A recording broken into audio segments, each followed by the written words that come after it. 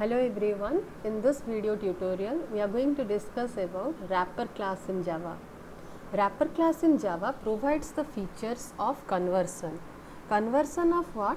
Conversion of primitive data types to object and object to primitive data types. So how can we understand it more? Let me give a small example.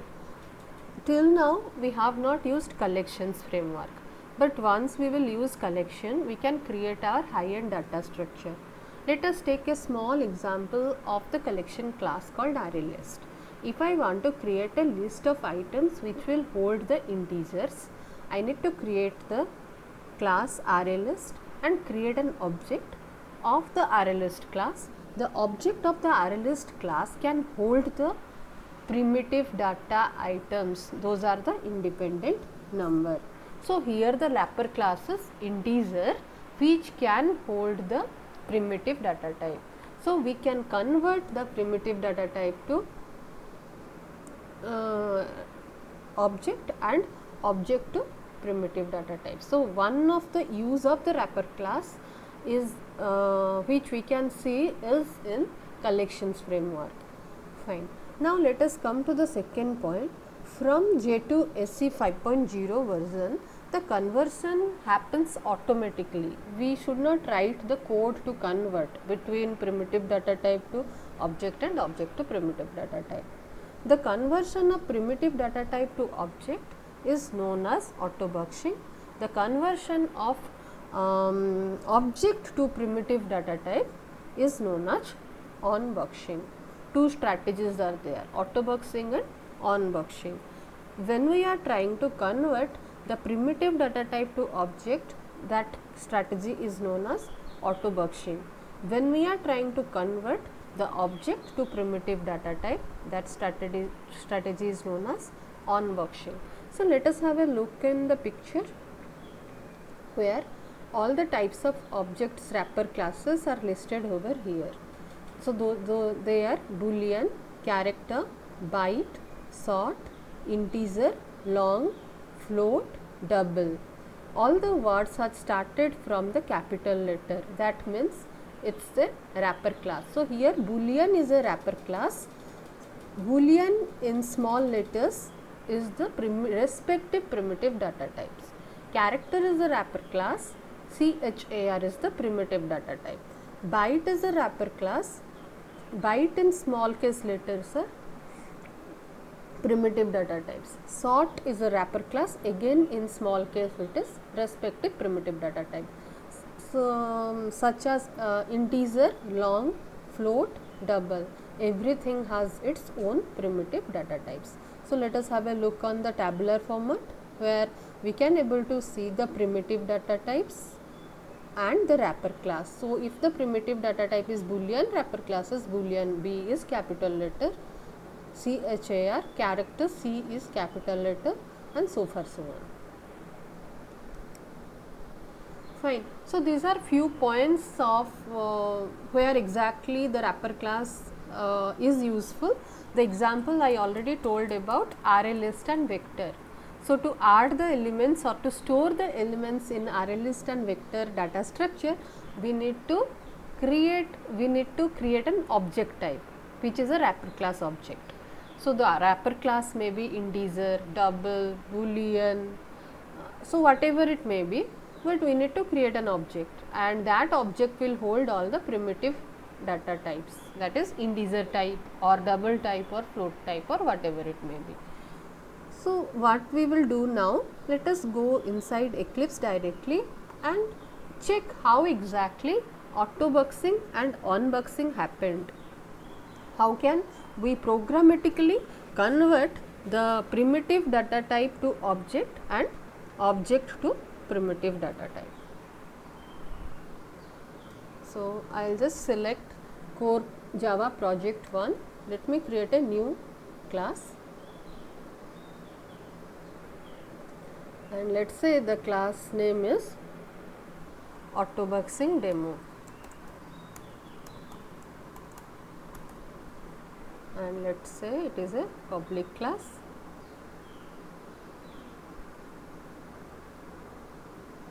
Now let me delete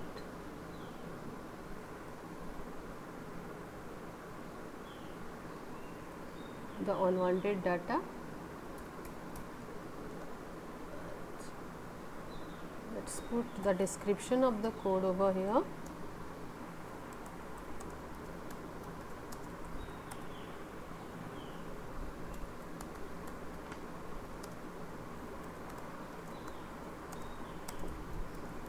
Object. So we are trying to convert the primitive data type to object. So the primitive data type we will take as example as integer type, and the object is integer. So integer is a wrapper class over here, which can wrap this primitive data type. Now so this is known as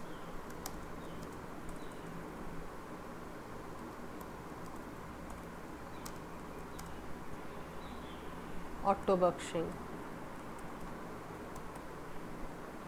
Okay, so let's have a look on the code.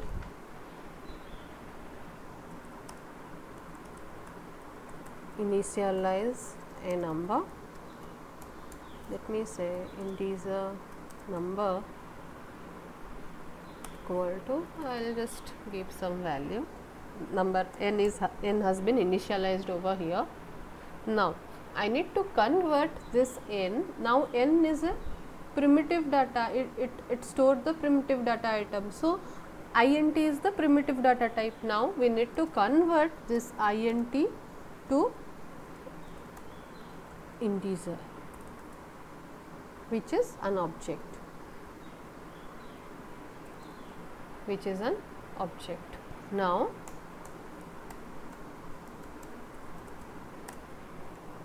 wrapper class object, I can create anything new, wrapper class again. Now when I am trying to create the object, I can pass this n over here, because I need to convert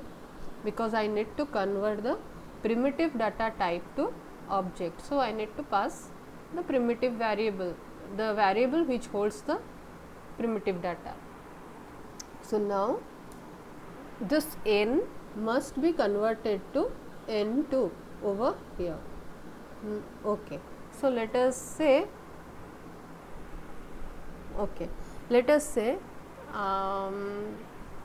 I will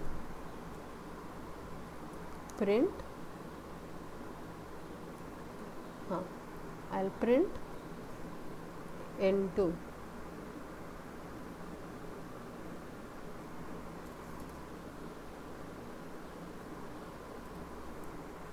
So what if I will print n2, and what will be the value of n2 over here? After execution of the code, we can able to see. So let me execute the code.